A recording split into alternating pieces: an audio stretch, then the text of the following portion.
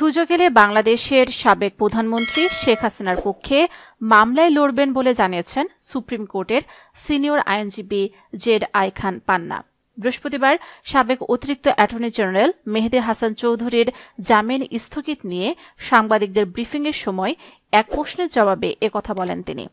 Z I খান পান্না বলেন, আজ আদালতে নিয়মিত শুনানির সময় কেউ একজন জানতে চান যে আন্তর্জাতিক অপরাধ আদালতে আমি কারো পক্ষে লড়ব কিনা। তখন আমি বলেছি সুযোগ আসলে শেখ হাসিনার পক্ষেই লড়ব।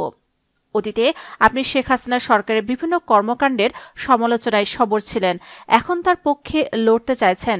এটা আপনার আগের অবস্থানের সঙ্গে সাংঘর্ষিক কিনা এমন প্রশ্নের জবাবে এই জ্যেষ্ঠ আইনজীবী বলেন, অবশ্যই সাংঘর্ষিক, কিন্তু প্রত্যেক মানুষের আইনি সুবিধা পাওয়ার অধিকার আছে।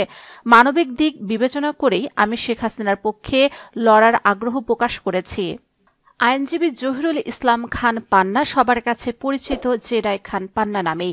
তিনি বাংলাদেশ বার কাউন্সিলের বেশ কয়েকবার নির্বাচিত সদস্য। আইনজীবী ও সাধারণ মানুষের অধিকার রক্ষায় নিরলস কাজ করে যাচ্ছেন।